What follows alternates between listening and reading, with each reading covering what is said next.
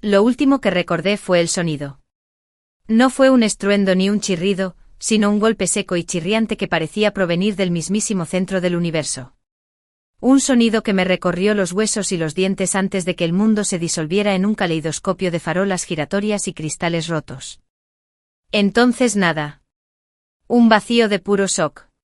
La consciencia regresó no como un suave amanecer, sino como un único y brutal punto de luz que me atravesó los párpados.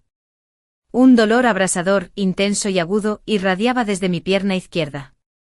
Un contrapunto palpitante al dolor sordo y generalizado que me atenazaba el cuerpo. Intenté mover los dedos para confirmar que aún los tenía, y me invadió una oleada de náuseas. El sabor cobrizo de la sangre me llenó la boca. «¿Lena? Lena, ¿me oyes?» La voz de Ethan. Era tensa, con un pánico que nunca antes había sentido. Atravesó la niebla, un ancla familiar en el caos. Forcé los ojos a abrirse, el mundo se inclinó y se tambaleó antes de convertirse en una pesadilla. El parabrisas era una telaraña de grietas. Los airbags colgaban del volante y del salpicadero como pulmones desinflados y fantasmales. El olor a goma quemada y gasolina derramada era denso y empalagoso. Ethan, grazné con la garganta en carne viva. ¿Estás bien? Giré la cabeza, un esfuerzo lento y doloroso. Estaba al volante con el rostro pálido y manchado con un hilillo de sangre de un corte en la frente. Sus manos seguían apretadas sobre el volante con los nudillos blancos. «Estoy bien», dijo, pero su voz sonaba distante, ya se alejaba de mí. Su mirada no estaba fija en mí, sino en la ventanilla del copiloto, la que ahora era un montón de cristales rotos. «Chloe? Chloe, di algo».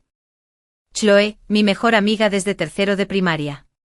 La rubia alegre y efervescente que momentos antes se reía en el asiento trasero, quejándose de la lista de reproducción que había elegido para nuestro viaje de vuelta del concierto. Con el corazón latiéndome con fuerza, presa de un terror nuevo y más profundo. Me giré ignorando la nueva punzada de fuego que salía de mi pierna, para mirar hacia atrás. Chloe estaba desplomada contra la puerta, con la cabeza en un ángulo antinatural y el rostro ceniciento. Un miedo profundo y repugnante me invadió el estómago. «Ethan, tenemos que llamar a una ambulancia», susurré con voz temblorosa. «Mi teléfono. Está en mi bolso». Mi bolso estaba en algún lugar del suelo, con su contenido disperso como mis pensamientos. Pero Ethan no me escuchaba. Estaba forcejeando con el cinturón de seguridad, con movimientos bruscos. El clic del mecanismo de apertura resonó en el repentino e inquietante silencio que se había apoderado del accidente. Empujó la puerta con el metal crujiendo en señal de protesta, y salió a la carretera tambaleándose. Sentí un gran alivio. Iba a pedir ayuda. Iba a detener a alguien y a llamar al 911. Nos salvaría. Él era mi Ethan, mi roca, el hombre con el que me iba a casar. Él arreglaría esto. Lo observé con la vista nublada por las lágrimas contenidas y el dolor, mientras se tambaleaba por la parte delantera del coche. No miró hacia la carretera ni sacó el teléfono. En cambio abrió de golpe la puerta trasera del copiloto. Chloe murmuró con voz suave y tierna. Una voz que solía reservar para nuestros momentos más íntimos. «Cariño, estoy aquí. Te tengo. Bebé». La palabra no me cuadraba. Era un objeto extraño, un trozo de cristal alojado en mi cerebro. Debí haber oído mal. El zumbido en los oídos, la conmoción, lo distorsionaban todo. Se inclinó hacia el coche, sus movimientos ahora seguros y decididos, tan diferentes de los torpes y aterrorizados movimientos de segundos antes. Cuidadosamente, con mucho cuidado, abrazó el cuerpo inerte de Chloe. Acunó su cabeza contra su pecho, susurrando palabras que no pude oír, palabras solo para ella. «Ethan». Mi voz era débil y rota. «En mi pierna. Creo que está rota. No puedo moverme». Se detuvo medio dentro, medio fuera del coche. Por un instante de infarto giró la cabeza y me miró. Y en esa mirada, lo vi todo. Vi el final de nuestros 5 años juntos. Vi la verdad que él había ocultado con tanto cuidado. Vi un conflicto fugaz y desgarrador en sus ojos, el deber contra el deseo, y vi cómo éste ganaba. Su mirada estaba vacía. No había amor ni preocupación, ni siquiera la decencia humana básica que se muestra a un desconocido. Solo había una impaciencia fría y dura. Yo era un obstáculo. Una complicación. Quédate ahí, Lena, dijo con voz monótona. Enviaré a alguien a buscarte. Y luego se dio la vuelta. Se enderezó con Chloe segura en sus brazos, su cabello rubio cayendo sobre su codo. No miró atrás. Simplemente empezó a alejarse del accidente de mí, hacia el resplandor lejano de una gasolinera que habíamos pasado hacía 1 kilómetro. Me quedé paralizado más por esa mirada, por esas palabras, que por cualquier herida física. El dolor en mi pierna era la llama de una vela comparado con la supernova que acababa de estallar en mi pecho, destrozando mi mundo, mi pasado, mi futuro en polvo atómico. Enviaré a alguien por ti. Las palabras resonaron en el silencio que dejó atrás. El silencio fue peor que el choque. Fue un vacío que absorbió todo el aire, todo el sonido, toda la esperanza del mundo. Estaba solo. Totalmente solo en el oscuro y roto cascarón de lo que había sido mi vida. Las lágrimas finalmente brotaron, calientes y silenciosas, corriendo por mi rostro, mezclándose con la sangre y la mugre. Sollocé con los sonidos entrecortados y arrancados de mi garganta. Lloré por el dolor, por el terror, por la traición tan profunda que parecía una amputación física. No sé cuánto tiempo estuve allí sentada.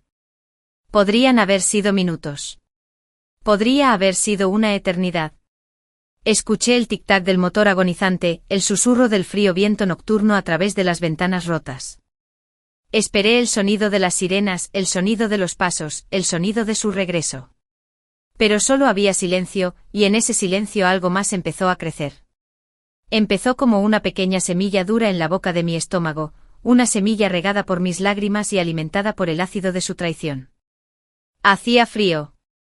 Era intenso. Era absoluto. Los sollozos cesaron. El temblor en mis manos se calmó. Me limpié la cara con una mano temblorosa y sucia, dejando rastros de sangre y lágrimas en mi mejilla. La cargó y me dejó allí. El pensamiento ya no era un lamento de desesperación. Era la constatación de un hecho. Un catalizador. Bajé la mirada hacia mi pierna, retorcida y atrapada por el tablero destrozado. El dolor seguía ahí, una agonía abrasadora y estridente. Pero ahora era algo aparte. No era yo. Con una claridad que parecía ajena e inevitable, tomé una decisión. No esperaría a que me devolviera a alguien. No sería la cosa patética y rota que él había desechado. No me rompería. Apretando los dientes, apoyé las manos en el asiento. Respiré hondo estremeciéndome, llenando mis pulmones con el aire tóxico del coche, de mi vida arruinada. Y entonces me moví. El sonido que emití no era humano. Era un gemido gutural y animal de pura voluntad al empujar el metal destrozado, al sentir algo rechinar y desgarrar mi pierna. El mundo nadaba en un remolino nauseabundo de negro y rojo, pero no me detuve. Tiré, giré, usé toda mi fuerza, una fuerza que desconocía. Hubo un último chasquido repugnante y mi pierna se liberó. Un dolor intenso y cegador me recorrió todo el cuerpo, tan intenso que casi vomité. Me desplomé hacia adelante jadeando, sudando, con la vista llena de puntos negros. Pero estaba libre. Miré la puerta abierta del lado del conductor, el camino que había tomado. Entonces miré el lado del pasajero, mi lado. La puerta estaba abrochada, pero la ventana había desaparecido. Era una abertura irregular al exterior. Lentamente, con un dolor agonizante, me impulsé por la consola central, ignorando los fragmentos de vidrio que se me clavaban en las palmas y las rodillas. Cada movimiento era un nuevo infierno, una sinfonía de dolor. Pero la semilla fría y dura que llevaba dentro crecía, extendiendo sus raíces, fortaleciendo mi columna vertebral. Llegué a la abertura y caí al arcén áspero y lleno de grava. El impacto me sacudió todo el cuerpo y grité, un sonido breve y agudo que la vasta e indiferente noche ahogó. Me quedé allí tendido un momento, el frío asfalto era un consuelo brutal contra mi piel febril. Podía ver sus huellas en la tierra blanda que se alejaban. Podía ver, a lo lejos, la diminuta figura de un hombre cargando a una mujer, cada vez más pequeña. Me incorporé apoyándome en los codos. Luego, apoyándome en el lateral del coche destrozado, me puse de pie a rastras. Mi pierna izquierda protestaba a gritos, negándose a soportar mi peso. Así que me incliné, cojeé y usé los brazos para impulsarme a lo largo del chasis del coche. Al llegar al parachoques trasero, tuve que soltarme. Me quedé allí balanceándome bajo las frías y vigilantes estrellas. La carretera se extendía en ambas direcciones, vacía y oscura. Di un paso. Un paso a saltos, tambaleándome e insoportable. Luego otro. Y otro. No miré hacia dónde se había ido. Miré hacia la oscuridad. Mi aliento se condensaba en el aire frío. Cada paso era una victoria. Cada oleada de dolor era un recordatorio. Él la había cargado. Él me había dejado. Pero no me quebré. Caminé. Y mientras caminaba, dejando tras de mí un rastro de sangre y sueños destrozados, hice una promesa silenciosa: sobreviviría a esto. Lo sanaría. Y lo arruinaría. El mundo se redujo a un único y brutal punto de enfoque. El siguiente paso. El siguiente aliento. El siguiente centímetro de asfalto bajo mi pie arrastrado. El dolor ya no era una sensación. Era la totalidad de mi existencia, un compañero constante y aullante que definía los límites de mi ser. Mi pierna izquierda era un peso inútil, como un tronco en llamas, y dependía de la pierna derecha y los brazos, usando la barandilla como muleta cuando podía alcanzarla, y apoyándome en las manos y las rodillas para arrastrarme cuando no podía. El frío me calaba los huesos, un frío profundo y penetrante que me hacía castañetear los dientes sin control. Era una criatura de puro instinto, desprovista de pensamiento, de memoria, de todo lo que no fuera el impulso primario de moverme. De escapar de ese coche destartalado, del fantasma de su traición que flotaba en el aire a su alrededor. No sabía cuánto había recorrido. El tiempo había perdido todo sentido. Podrían haber sido 5 minutos, podría haber sido 1 hora. La única medida era la creciente distancia que me separaba del naufragio, una distancia que no medía kilómetros, sino la cada vez menor fuerza de mi propia desesperación. Entonces lo vi. Una luz. No era el resplandor distante e impersonal de la gasolinera a la que Ethan se dirigía, sino una solitaria y cálida luz amarilla del porche de una casa apartada de la carretera, al final de un largo camino de entrada arbolado. Era un faro en la oscuridad absorbente, una promesa de refugio, de humanidad. Una fuerza renovada y desesperada me invadió. Salí del camino tropezando y cayendo por el terraplén, rodando sobre la hierba húmeda y el barro. No me importaba. La luz era mi destino. Me arrastré, mis manos arañando la tierra, mi pierna sana impulsándome hacia adelante, mi pierna rota arrastrándose como un ancla de pura agonía. El camino de entrada parecía extenderse kilómetros. Cada piedra era una montaña, cada brizna de hierba un alambre de púas. Mi visión se volvió un túnel, los bordes se oscurecieron, lo único claro era ese cuadrado dorado de luz al final. No podía oír nada más que el rugido en mis oídos y el sollozo entrecortado de mi propia respiración. No recuerdo haber llegado al porche. En un momento me arrastraba por la grava, y al siguiente mi mano golpeaba la madera fresca y lisa de los escalones del porche. Intenté levantarme, pero mis brazos cedieron. Me desplomé al pie de los escalones, con la cara pegada a la madera húmeda, y el olor a pino y tierra me inundó la nariz. Con mis últimas fuerzas levanté la cabeza y grité. No era una palabra, ni un grito de auxilio. Era un sonido áspero y gutural, arrancado de lo más profundo de mi ser, un sonido de puro dolor animal y supervivencia. La luz del porche se encendió inundando la zona con una intensidad eléctrica que me hizo estremecer. La puerta principal se abrió de golpe y una figura se recortaba contra la cálida luz del interior. «Hola.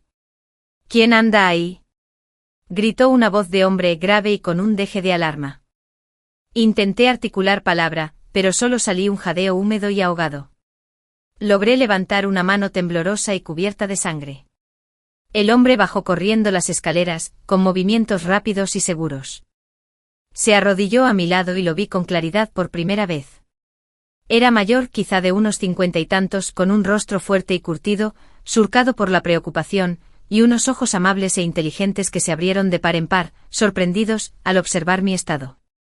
«Dios mío», respiró hondo. Sus manos grandes y callosas se cernían sobre mí sin saber dónde tocarme, como ayudarme sin causar más daño. ¿Qué pasó? ¿Estás sola?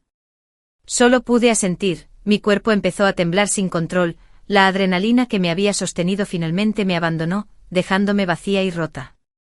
Por accidente logré susurrar mi voz, un fantasma de sí misma. Me dejó. La mirada del hombre se endureció, un destello oscuro y furioso los atravesó. No pidió explicaciones. Simplemente actuó.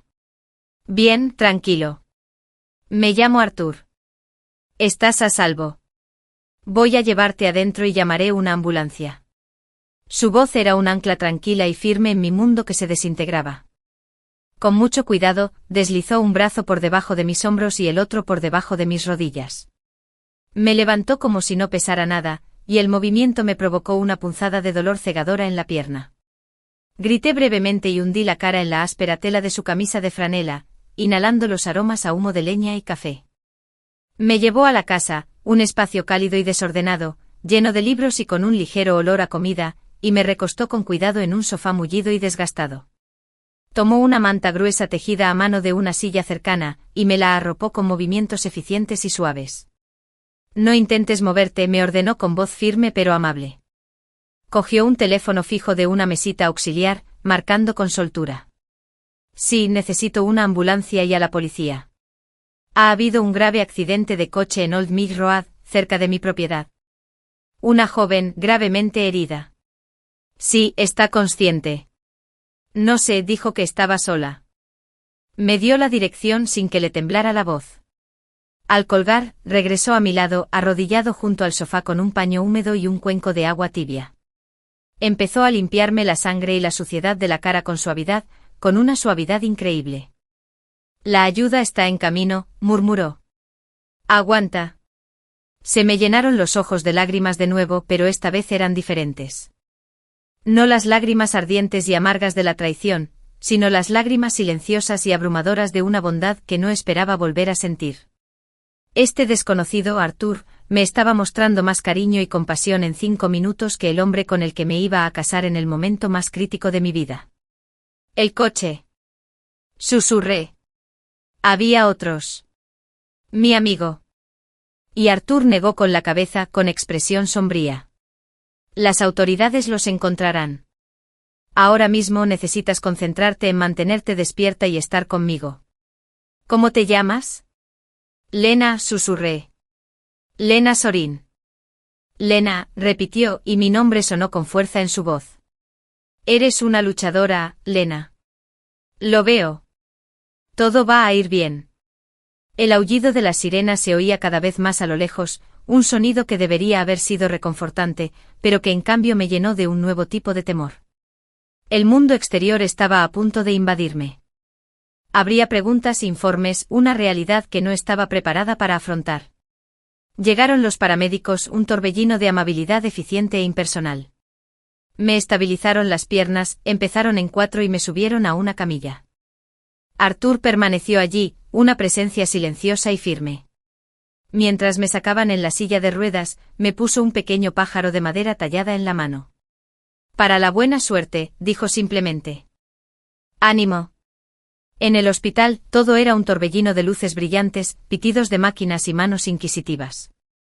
Las radiografías confirmaron una fractura expuesta de tibia y peroné, además de una conmoción cerebral, múltiples laceraciones y hematomas graves.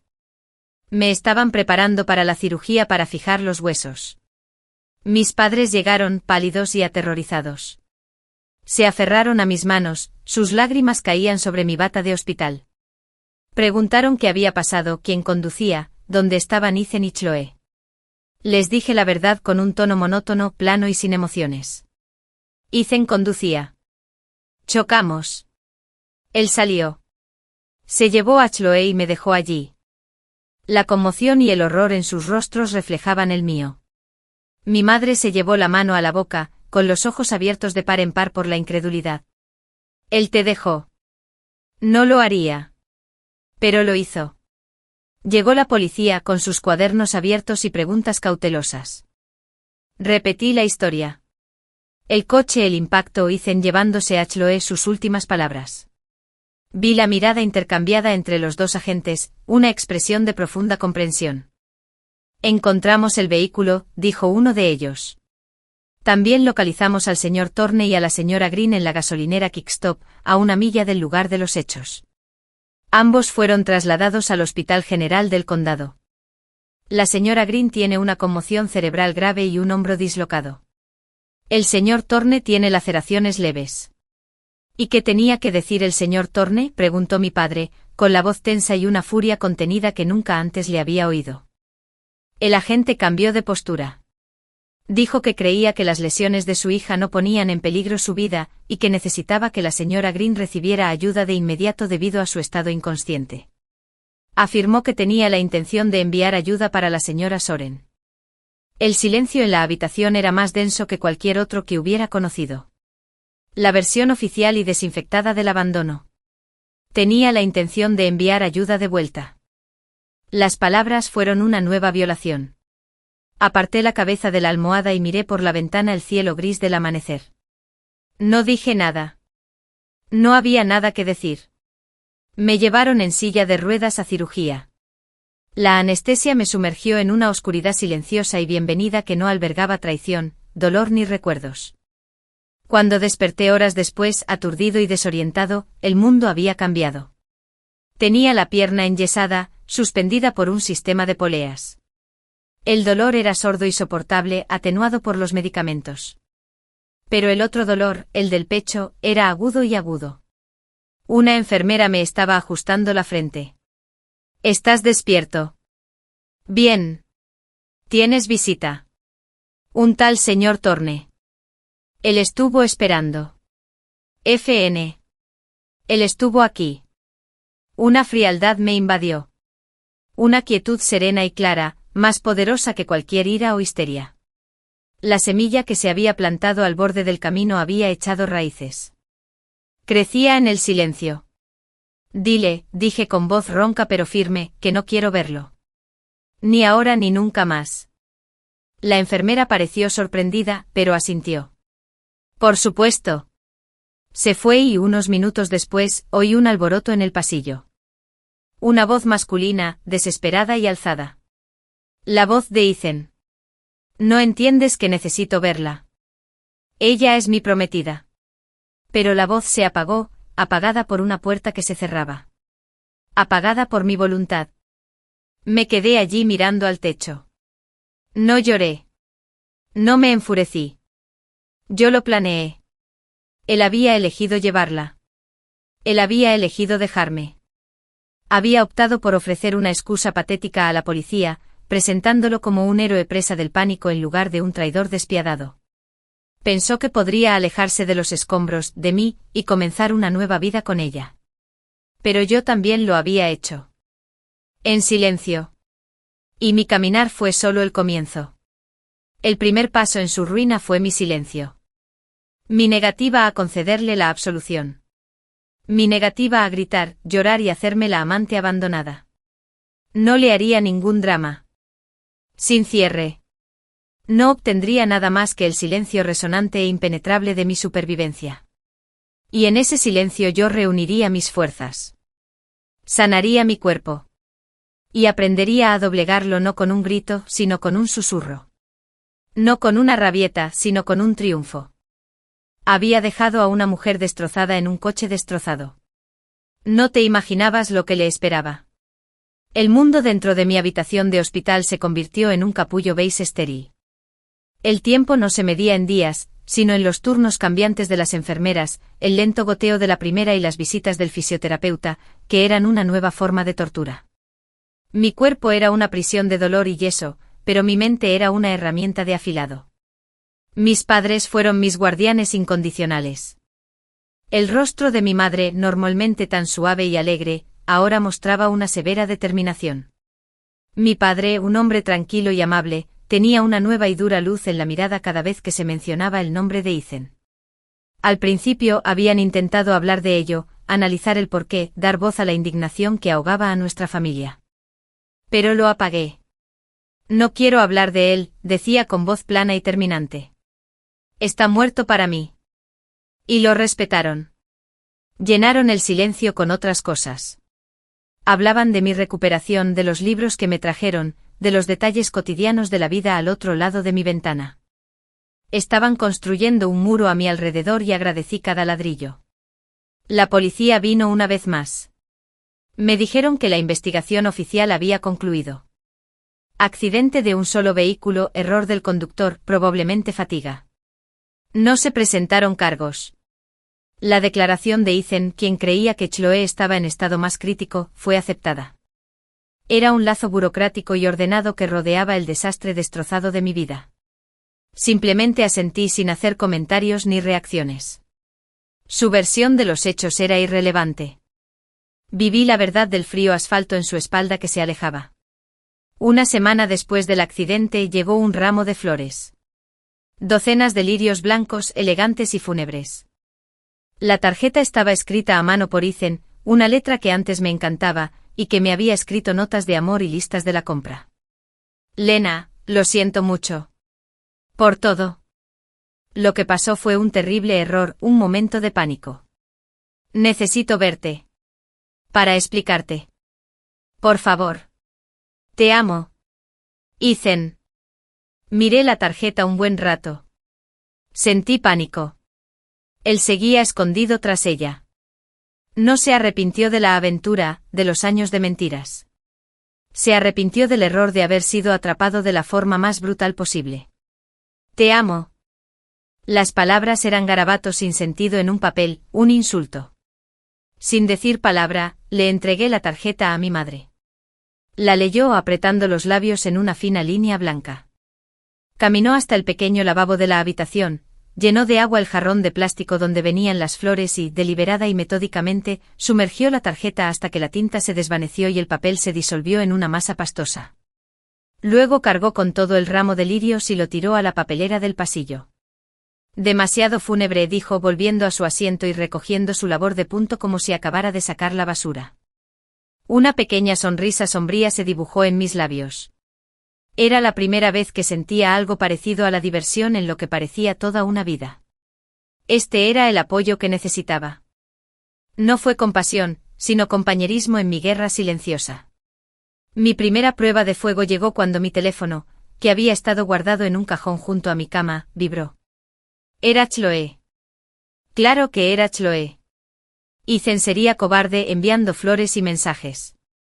Chloe sería descarada. Siempre lo había sido. Miré su nombre en la pantalla, mientras mi corazón danzaba en una compleja y dolorosa danza de antiguo afecto y nuevo odio abrasador. Dejé que saltara el buzón de voz. Un minuto después apareció un mensaje. Chloe, Lena, por favor. Sé que están sufriendo. Necesitamos hablar. No es lo que piensas. Casi me río. No es lo que piensas. El clásico estribillo del culpable. ¿Qué creía que yo pensaba? Que solo se estaban llevando a caballito amistosamente lejos del lugar de nuestra experiencia cercana a la muerte. No respondí. El silencio era mi arma y no lo iba a envainar. Sus mensajes se volvieron más frenéticos durante los siguientes días.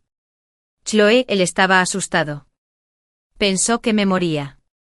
Tienes que entender la presión que sentía. Chloe, nunca quisimos que esto pasara. Simplemente lo hizo. Intentamos luchar contra ello. Chloe, tienes que dejar que se explique. Se está desmoronando, Lena. Te quiere muchísimo, pero está confundido. Cada mensaje era una obra maestra de autojustificación, pintándolos como amantes desventurados, víctimas de su propia pasión desbordante, y a mí como el implacable obstáculo para su gran historia de amor. Los leí todos con el rostro petrificado, y luego los borré. No la bloqueé. Quería ver cómo se desenvolvía. Quería presenciar la frustración que me producía mi silencio. Entonces empezaron los correos de Ethan. Cosas largas, inconexas y patéticas. Te extraño. No puedo dormir. La imagen de ti en ese auto me persigue. Tomé la peor decisión de mi vida en un instante. Fue un instinto primario y estúpido. No significa que no te quiera. Lo que tenemos es real. 5 años, Lena. Eso tiene que contar para algo. Por favor, solo háblame. Déjame oír tu voz. Se agitaba. Mi silencio creaba un vacío y él recurría a todas las excusas, súplicas y manipulaciones posibles, con la esperanza de que algo se mantuviera. Pero el vacío seguía siendo absoluto y absorbente. Le enseñé los correos a mi padre. Los leyó con la mandíbula tan apretada que podía ver el músculo contrayéndose. Intenta reescribir la historia, dijo mi padre en voz baja y amenazante. Intenta que se trate de un solo error en lugar de una traición a largo plazo. No le des la oportunidad. No lo haré, te lo prometí. La fisioterapia fue una agonía. Aprender a caminar de nuevo, primero con andador, luego con muletas, fue un proceso humillante y agotador. Cada salto me recordaba aquella noche, la caminata que había dado. Pero ahora el dolor tenía un propósito. Era el dolor de reconstruir, de forjar un nuevo cuerpo a partir de los pedazos rotos, un cuerpo más fuerte, más resiliente. Mi terapeuta, una mujer incansablemente alegre llamada María, elogió mi determinación. La mayoría de las personas con tus lesiones estarían semanas por detrás de donde estás, me dijo un día mientras sudaba y jadeaba durante una serie de levantamientos de piernas insoportables. Tienes fuego dentro de ti, Lina. No era fuego. Era hielo.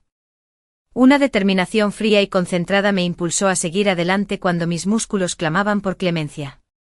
Cada gramo de dolor era una deuda que estaba cobrando para pagarle a Ethan por completo. El día que me dieron de alta del hospital fue un día gris y lluvioso. Mi padre me empujó en silla de ruedas hasta la entrada del hospital, seguido por mi madre con una bolsa con mis cosas. Al acercarnos a las puertas automáticas, los vi. Estaban de pie bajo el pórtico, acurrucados como para darse calor. Ethan y Chloe. Él se veía terrible, demacrado, sin afeitar, con los ojos ensombrecidos por el insomnio. Chloe tenía el brazo en cabestrillo y la cara pálida sin su habitual capa de maquillaje. Parecían un par de trágicos fugitivos románticos. Mi padre detuvo la silla de ruedas. Su mano se posó en mi hombro, un peso sólido y reconfortante. Ethan dio un paso al frente con las manos extendidas en un gesto de súplica. Lina.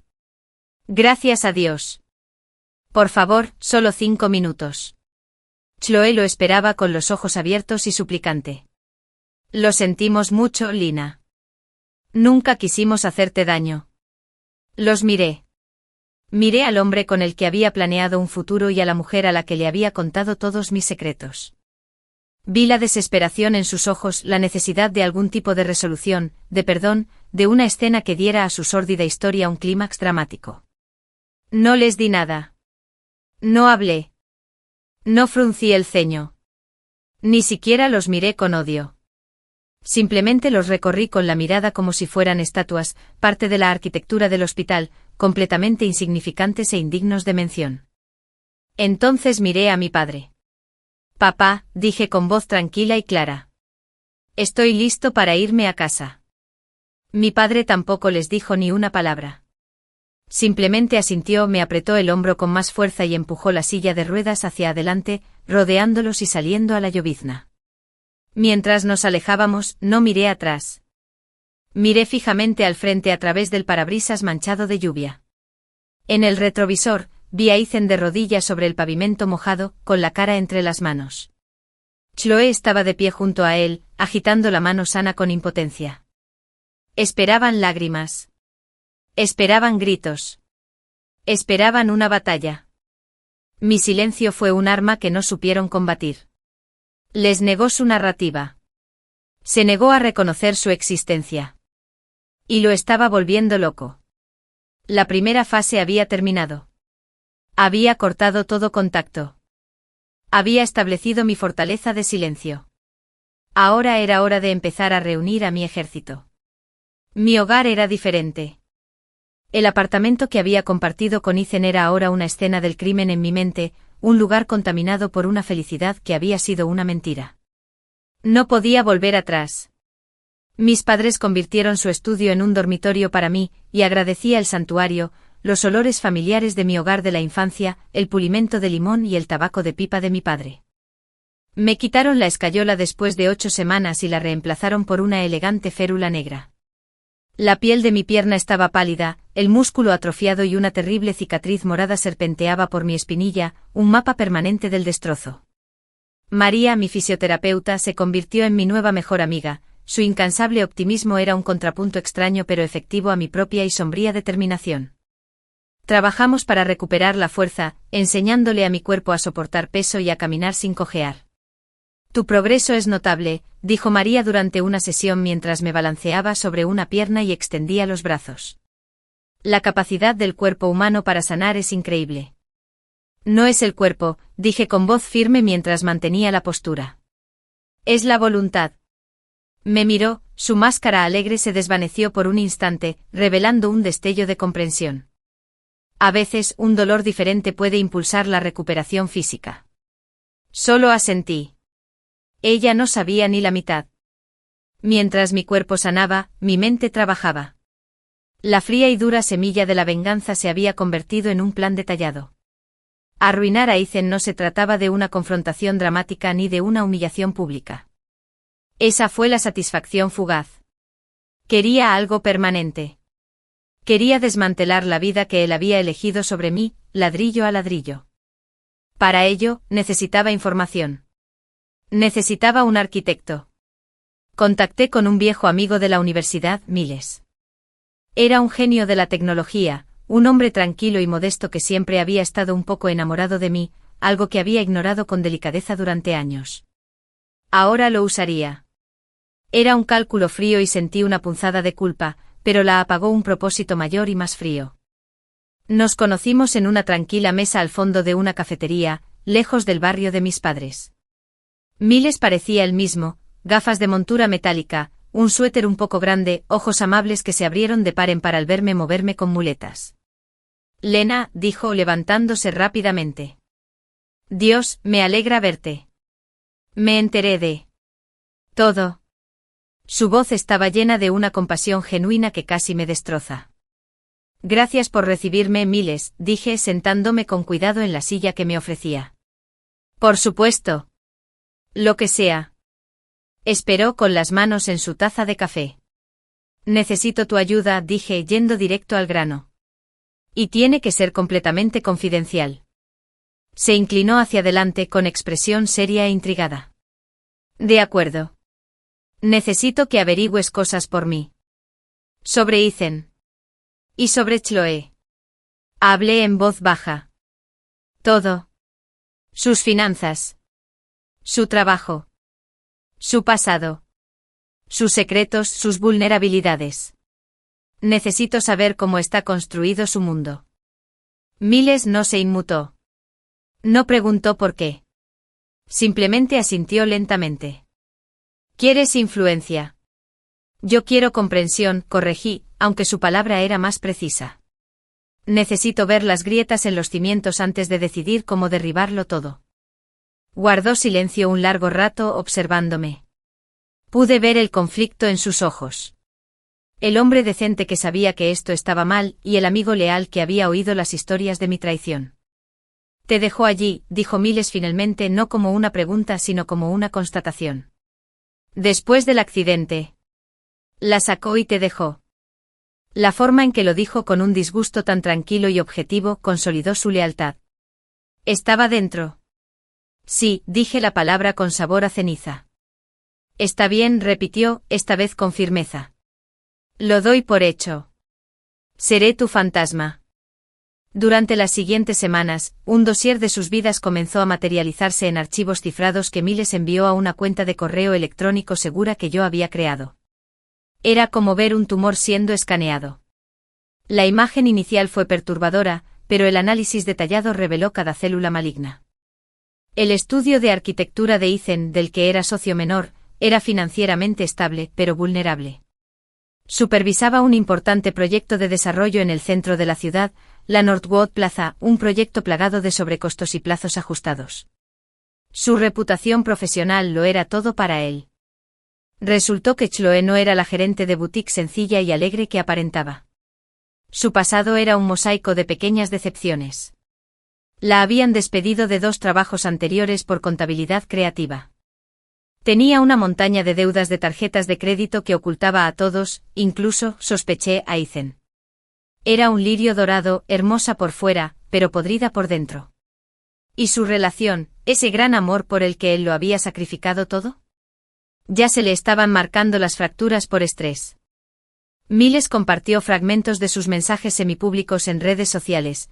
Chloe lo presionaba para mudarse juntos, Ethan la postergaba, hablaba de necesitar espacio para sanar. Eran una casa construida sobre la arena de la infidelidad y la marea estaba subiendo. Guardé toda la información, comparándola, buscando el punto de presión perfecto.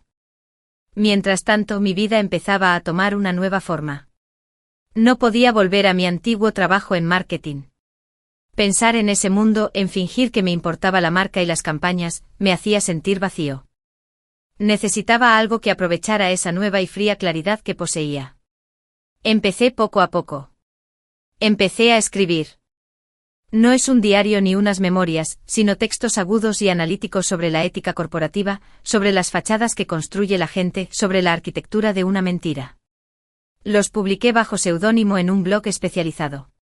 Escribir fue catártico, una forma de procesar mi rabia y convertirla en algo estructurado e inteligente. Un artículo titulado El peso de una sola decisión, una alegoría apenas disimulada sobre la traición, llamó la atención de un editor de una pequeña pero respetada revista de negocios en línea. Se puso en contacto conmigo interesado en más trabajos. Fue un rayo de luz en la oscuridad, un camino que desconocía. Estaba reconstruyendo, pero no avanzaba. Seguir adelante implicaba dejar atrás el pasado. Lo llevaba conmigo dejando que me impulsara, que me forjara en algo nuevo. Ya no era Lina, la prometida traicionada. Me estaba convirtiendo en Lina, la artífice de la ruina. La última pieza de mi rompecabezas personal encajó cuando decidí que debía agradecer al hombre que me había encontrado. Arthur. Conduje hasta su casa en Old Mill Road, agarrando el volante con fuerza mientras pasaba junto a la cicatriz en la tierra donde había ocurrido el accidente. Ni me inmuté. Lo miré, lo reconocí y seguí conduciendo. Arthur estaba en su taller, un pequeño granero impregnado del aroma a cedro y aceite de linaza. Estaba tallando un trozo de madera, con movimientos lentos y precisos. Levantó la vista al entrar, apoyándose ligeramente en mi bastón. Por un momento no me reconoció. Luego su mirada se aclaró. Lina, dijo con una sonrisa genuina extendiéndose por su rostro curtido. ¿Estás caminando? Gracias a ti, dije con la voz cargada de una emoción que no podía identificar. Nunca te di las gracias como es debido. No tenías por qué hacerlo, dijo, dejando las herramientas. Verte ahí de pie es suficiente agradecimiento. Te ves fuerte. Lo soy, dije, y por primera vez lo creí de verdad. Hablamos un rato. Me dijo que era ingeniero jubilado, viudo y que encontraba consuelo en la carpintería. Le conté un poco sobre mi recuperación y sobre mi escritura. No mencioné a Ethan. No tuve que hacerlo. Vio las sombras en mis ojos y lo entendió. Cuando me iba, me detuvo. Esa noche, dijo con voz suave. Dijiste que me dejó allí. Ese hombre ya no está en tu vida, ¿verdad? Negué con la cabeza. No, pero él sigue viviendo. Tengo la intención de hacer algunas renovaciones. Arthur me miró un buen rato, sus sabios ojos penetrando hasta el fondo de mi ser, hasta el frío y duro plan que se estaba formando allí. No parecía desaprobarlo. Parecía resignado, comprensivo. Ten cuidado, Lena, dijo en voz baja. Cuando empiezas a derribar una estructura, nunca sabes qué te puede caer en la cabeza. Tengo casco, respondí con voz tranquila pero firme. Me alejé de su casa sintiéndome centrado y resuelto. Tenía mi salud, mi propósito, mis aliados y mi objetivo. Era hora de dejar de planear y empezar a construir la bola de demolición. El proyecto de Northwood Plaza era el sueño de Ethan. Fue el tipo de proyecto que lo catapultó de socio menor a un nombre destacado en el panorama arquitectónico de la ciudad.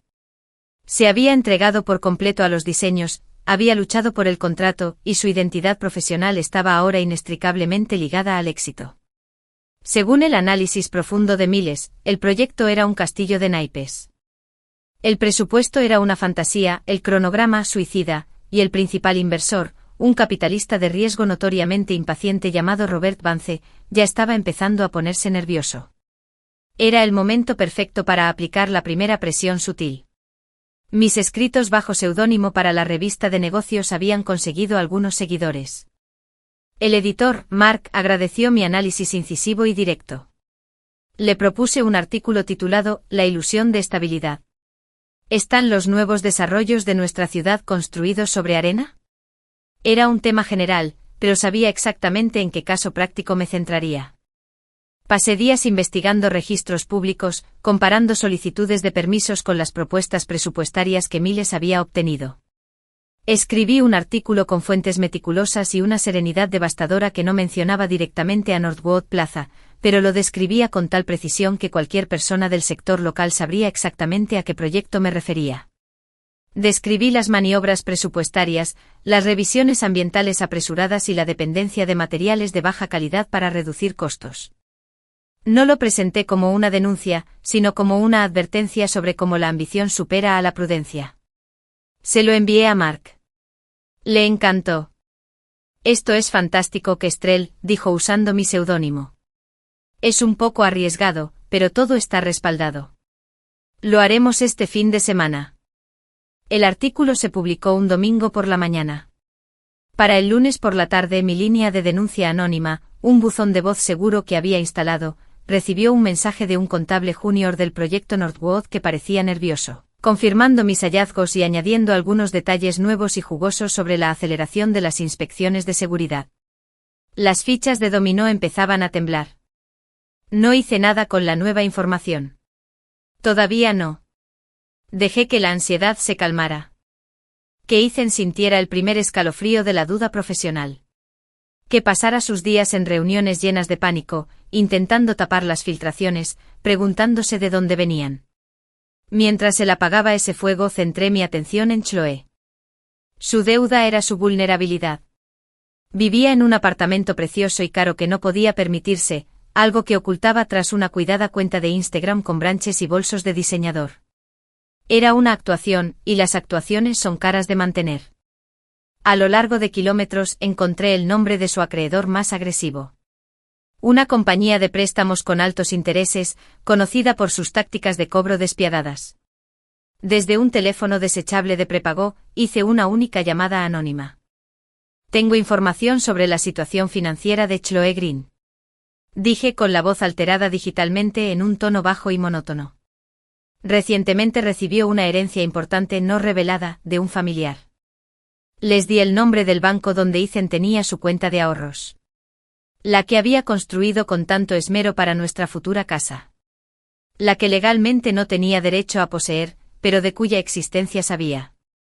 Era mentira, claro. No había herencia.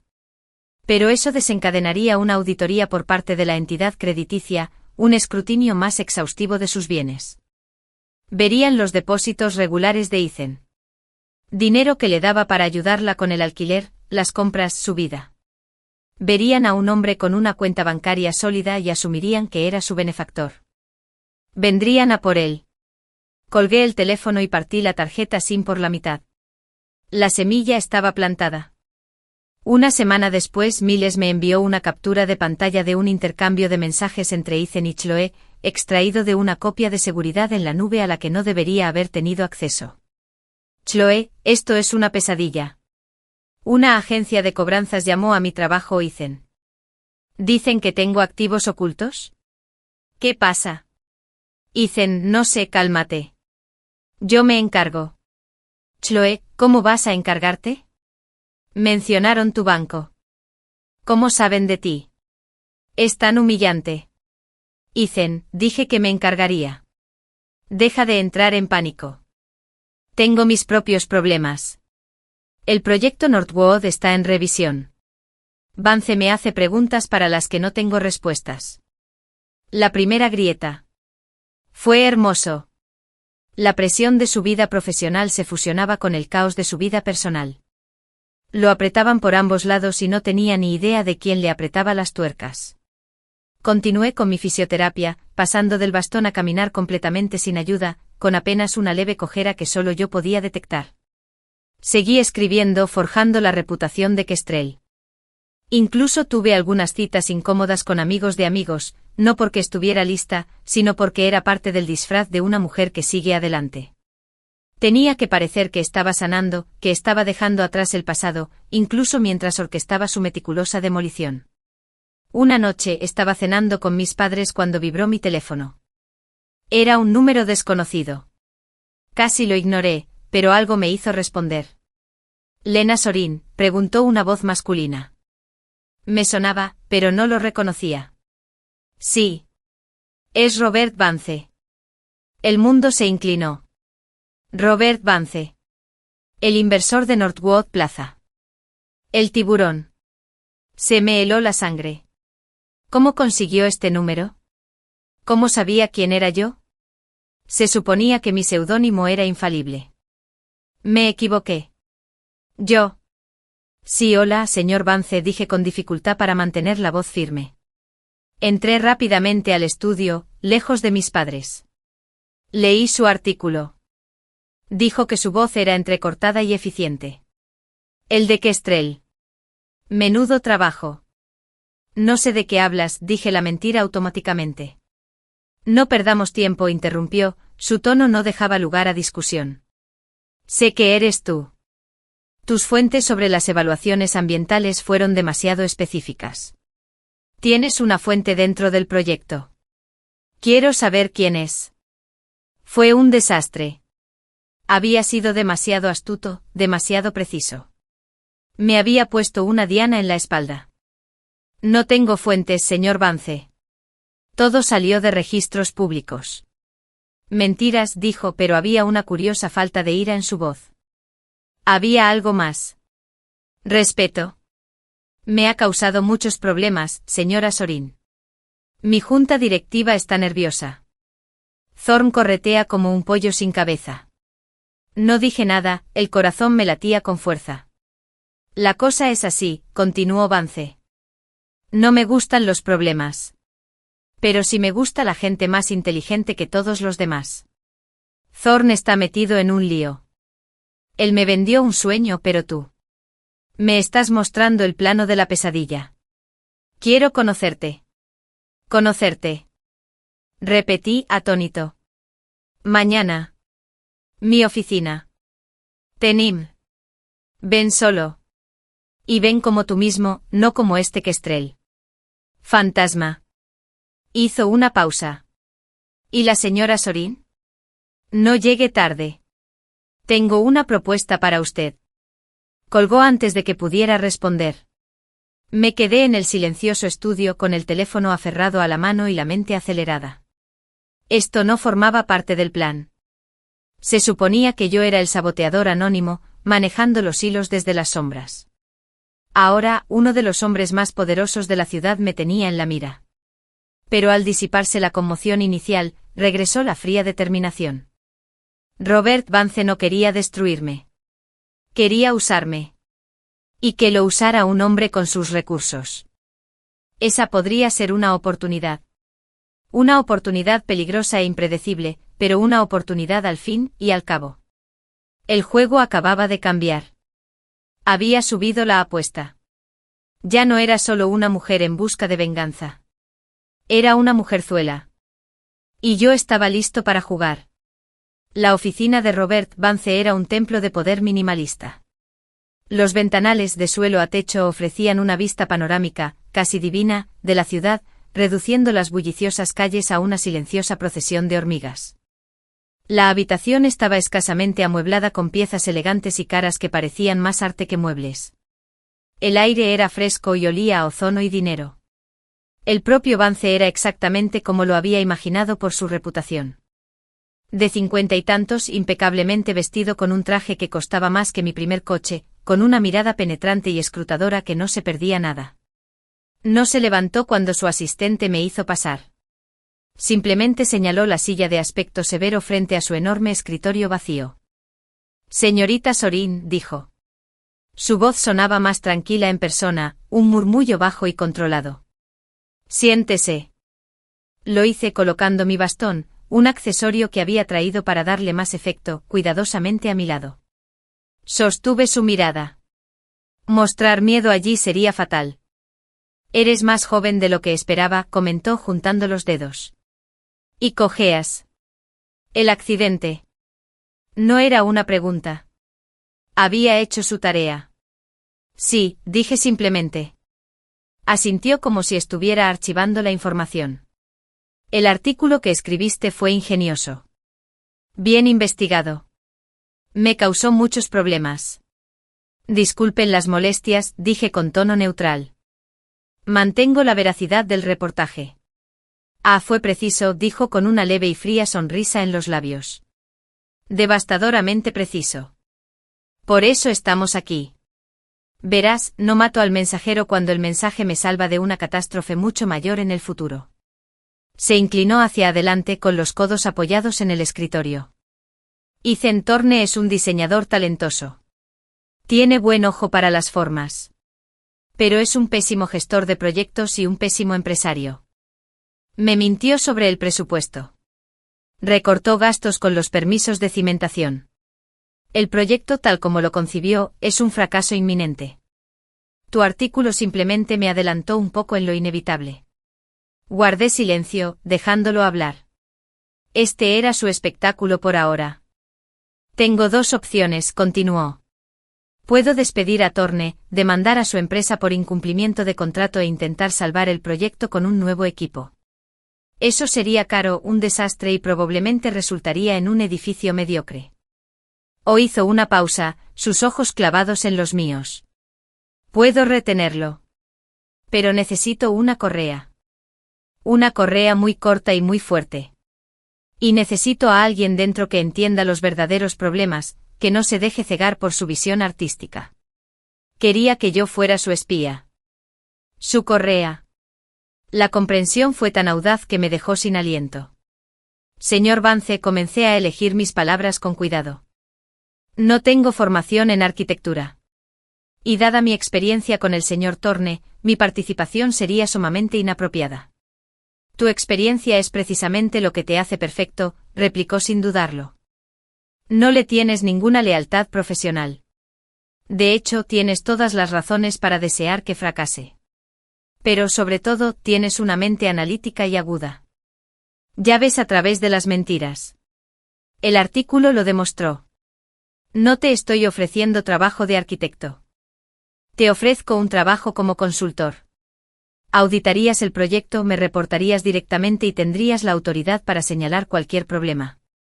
Thorne tendría que consultarte cada decisión importante. La ironía era tan intensa que podía sentirla. Me ofrecía las llaves del reino profesional de Ethan. Tendría el poder de aprobar o rechazar su trabajo, de escrutar cada uno de sus movimientos, de ser el recordatorio constante de su fracaso en mi ascenso. Era una posición de control supremo disfrazada de trabajo. También era un pacto con el diablo. Estaría atando mi fortuna a la de Vance. Y él no era conocido por su sentimentalismo. Si esto salía mal, me hundiría con el barco. ¿Qué te aporta?, pregunté. ¿Además de un proyecto rescatado? Control, dijo simplemente. Y la satisfacción de no quedar en ridículo. Thorne pensó que podía engañarme. No me gusta. Así el proyecto se construye, salvo las apariencias, y el hombre que intentó engañarme pasa todos los días de los próximos 2 años respondiendo ante la mujer a la que agravió. Considero eso una forma de justicia poética. Supongo que tú también. Él me entendió. Sabía que la venganza era mi motivación y la estaba utilizando como arma para sus propios fines. Éramos 2 depredadores que habíamos encontrado un terreno de caza mutuamente beneficioso. ¿Y qué hay de la responsabilidad?, pregunté. Si firmo algo que luego fracasa. Tendrás una indemnización completa en tu contrato, dijo con suavidad. Eres el canario en la mina de carbón, no el capataz. Tu trabajo es detectar el gas. Es tarea de Thorne arreglarlo. Si no puede o no quiere, está acabado. Mencionó un salario que me dejó atónito. Era más del triple de lo que ganaba en mi antiguo trabajo. Era libertad. Era poder. Miré por la ventana la ciudad donde probablemente estaba Ethan ahora mismo, sudando en una reunión intentando salvar su sueño desmoronado. Pensé en él llevándose a Chloe. Pensé en el asfalto frío, los cristales rotos, el silencio. Esta era la oportunidad de arruinarlo metódica, profesional y completamente. Ser el autor de su obituario profesional. Acompañarlo no como una víctima doliente, sino como su juez, jurado y verdugo. Volví a mirar a Robert Vance y le extendí la mano. Trato hecho, señor Vance. Su apretón de manos fue firme, seco y frío. Bienvenida a bordo, señora Soren, dijo. Haré que mis abogados preparen los documentos. Su primera reunión con el equipo del proyecto, incluido el señor Thorne, es mañana a las 9. No llegue tarde. La noticia de mi nombramiento cayó como una bomba en el equipo de Northwood Plaza. Miles, que de alguna manera se había adentrado más en la infraestructura digital del proyecto, me envió los registros del chat interno. Fue un caos de confusión y pánico. ¿Quién es ella, Soren? ¿Por qué te suena ese nombre? ¿No es la exprometida de Thorne? ¿La del accidente? ¿Vance está poniendo a su ex en el proyecto para que lo cuide? Esto está a punto de estallar. La reacción de Ethan fue, como era de esperar, la más explosiva. Miles me pasó el mensaje de voz que Ethan le dejó a Robert Vance. Una grabación de una furia tan poco profesional y espasmódica que era casi patética. Vance, ¿qué demonios es esto? No puedes hablar en serio. ¿Lena? ¿Mi exprometida? Esto es sabotaje. Es personal. No lo permitiré. Retiraré mi empresa del proyecto. La respuesta de Vance, también cortesía de Miles, fue una obra maestra de despido gélido. El contrato es con mi empresa, Thorne, no contigo personalmente. Tu firma es reemplazable. Eres reemplazable. La señora Soren es mi consultora. Si tienes algún problema con eso, puedes rescindir tu contrato. Las sanciones por incumplimiento de contrato, como sabes, son considerables. Te sugiero que cambies de actitud. La reunión es a las 9. No te la pierdas. El escenario estaba listo. A la mañana siguiente me vestí con el cuidado de un soldado que va a la batalla. Un traje sastre azul marino oscuro. Mi cabello recogido con un maquillaje severo pero elegante, no minimalista. Lucía profesional, autoritaria e intocable. Parecía el futuro mientras él se aferraba al pasado. Entré a la sala de conferencias en el piso 30 del edificio Vance Capital exactamente a las 9 de la mañana. La sala quedó en silencio. Una docena de rostros se volvieron hacia mí, con una mezcla de curiosidad, lástima y abierta hostilidad. Y a la cabecera de la mesa estaba sentado Ethan. Parecía que no había dormido. Su traje estaba arrugado y la corbata ligeramente torcida. Su rostro era una pálida máscara de conmoción y odio puro y puro. Me miró como si fuera un fantasma, un espíritu vengativo que creía desterrado. No lo miré. Ocupé el asiento vacío al otro extremo de la mesa, justo frente a él, y coloqué mi tableta y mi cuaderno cuidadosamente frente a mí. Buenos días, dije con voz clara y tranquila, proyectada a toda la sala. Soy Lena Sorin, consultora independiente del señor Vance para el proyecto Northwood Plaza. Comencemos con un repaso de las variaciones presupuestarias actuales. Tengo varias preguntas sobre la adquisición de materiales para el ala este. Finalmente levanté la vista y me encontré con la mirada de Ethan al otro lado de la larga y pulida mesa. Su expresión valió cada segundo de dolor, cada momento de planificación silenciosa. Era una mirada de devastación absoluta, de horror incipiente, de un hombre que veía cómo su mundo entero se derrumbaba a cámara lenta. La había cargado y me había dejado allí. Ahora estaba de vuelta. Y su ruina era ahora un punto en mi agenda. La primera reunión del proyecto marcó la pauta para las semanas siguientes. Fue un asedio y yo ostentaba la supremacía. Todos los días llegaba a las oficinas de Vance Capital, un objeto tranquilo e inamovible en el camino de la energía frenética y cada vez más desesperada de Ethan. Hacía preguntas. Preguntas interminables, detalladas y penetrantes. Cuestioné su selección de materiales, sus elecciones de subcontratistas, sus suposiciones sobre la programación. Había investigado a fondo y contaba con el respaldo de la autoridad de Robert Vance. Ethan no podía despedirme ni ignorarme. Los cálculos de carga del vidrio del atrio parecen optimistas según las tolerancias del proveedor. Dije con voz tranquila y serena, mientras el ingeniero estructural junto a Ethan se removía incómodo. Me gustaría una segunda opinión antes de firmar. O bien, el informe de variación para la preparación del sitio supera el presupuesto en un 15%. Necesito una justificación detallada en mi escritorio para mañana, o me veré obligado a recomendar la congelación de futuros desembolsos. Nunca me emocioné. Nunca lo acusé. Simplemente era incansablemente competente. Y mi competencia era un reflejo de sus defectos. El resto del equipo, que al principio desconfiaba de mí, empezó a apreciar el valor de mi escrutinio. Los estaba salvando de futuros desastres. Lenta y sutilmente su lealtad pasó del arquitecto volátil y ahorrativo al consultor sereno y preciso que manejaba el dinero. Ethan intentó contraatacar. En las reuniones estallaba, con la cara roja de ira. Esto es microgestión. Estás estrangulando el proceso creativo, Lena. Estoy asegurando la viabilidad del proyecto, señor Thorne. Le respondería, sin usar nunca su nombre de pila. La creatividad que arruina al inversor no es un modelo de negocio sostenible. Intentó pasarme por alto ante Vance, pero Vance siempre me apoyó. Las preocupaciones de la señora Soren son las mías, Thorne. Abordarlos. La presión profesional lo estaba agotando, y las grietas se extendían a su vida personal. Miles le proporcionaba actualizaciones periódicas desde el frente digital. Las discusiones por mensaje con Chloe se volvían cada vez más frecuentes y acaloradas. Chloe, nunca estás en casa. Siempre estás en ese sitio estúpido o en reuniones con ella. Ethan, intento salvar mi carrera, Chloe.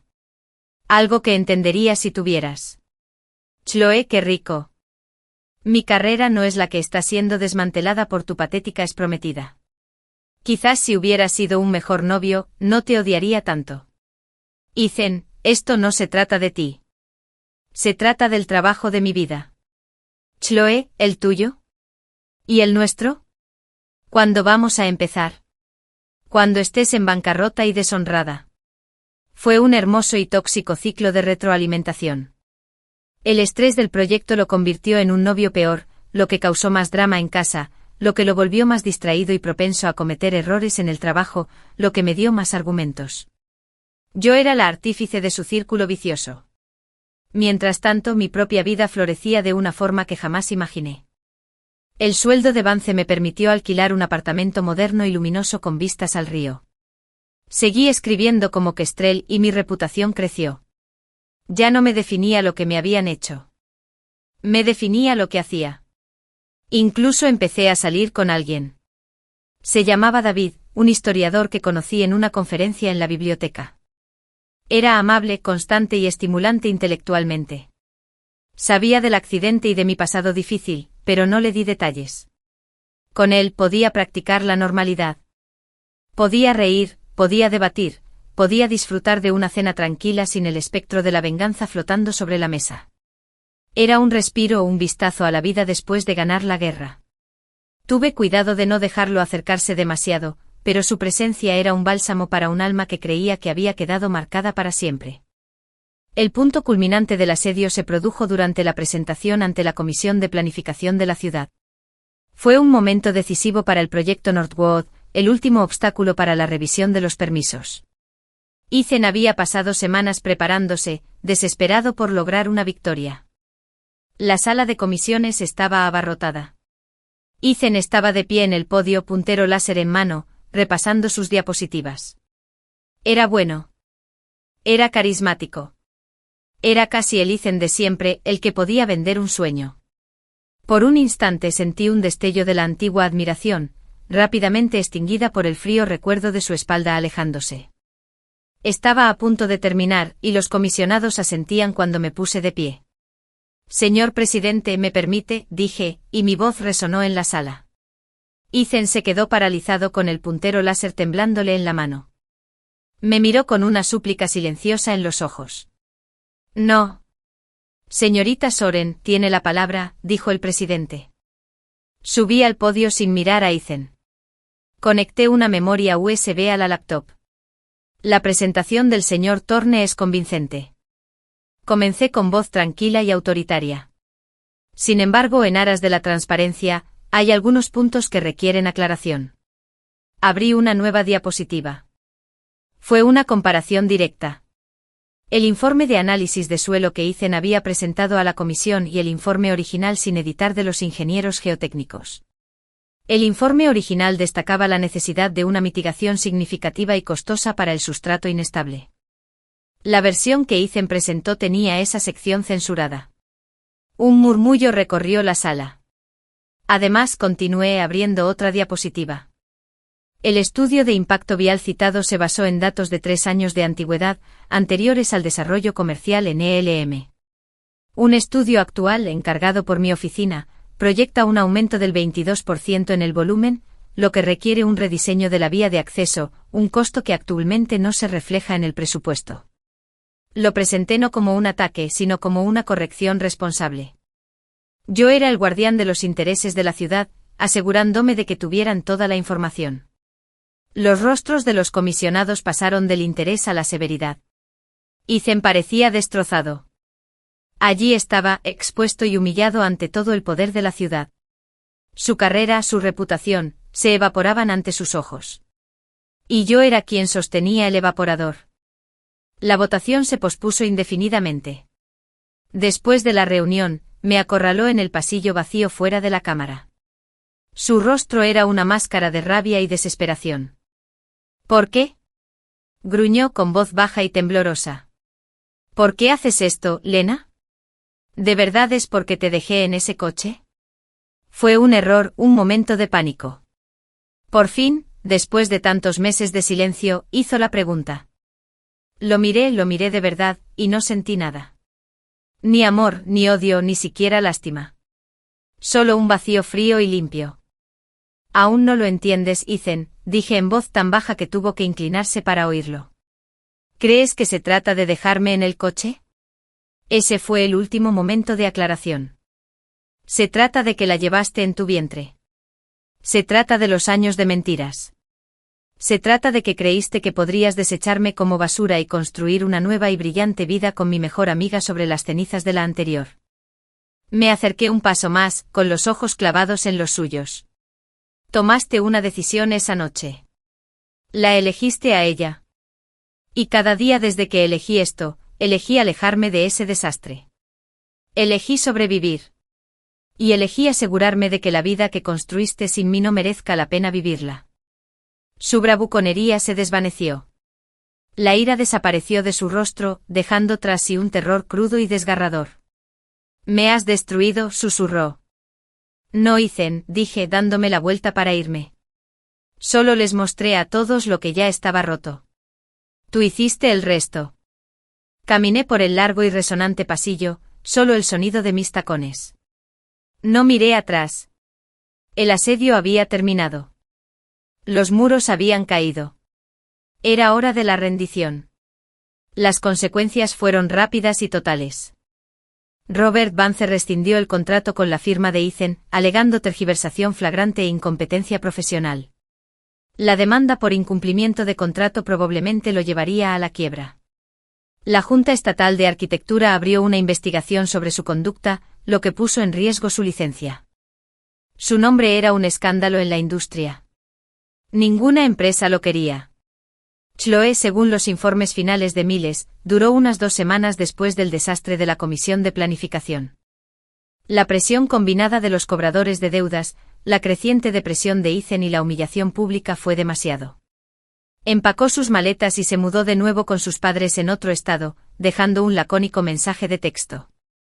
El gran romance no había terminado con una explosión, sino con un gemido. Ethan estaba solo, profesionalmente arruinado y económicamente paralizado. La vida que había elegido se había derrumbado. Mi venganza estaba consumada. Fue más completo de lo que jamás soñé en esas primeras noches de dolor. Debería haberme sentido triunfante. Eufórico.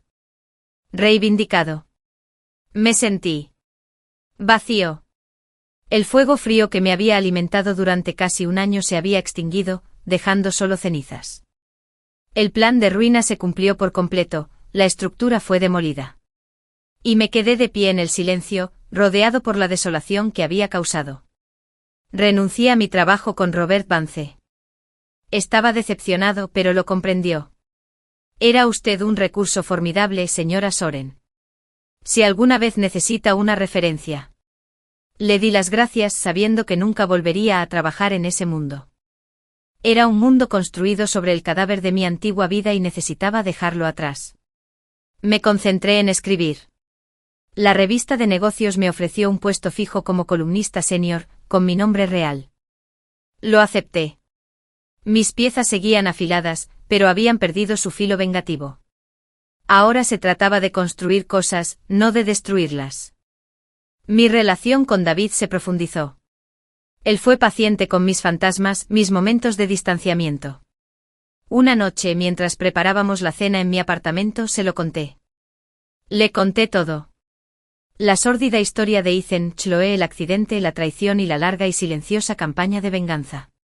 Le hablé de la frialdad que sentía por dentro, del vacío que sentía ahora donde había estado mi propósito. Me escuchó sin interrumpirme, sin juzgarme.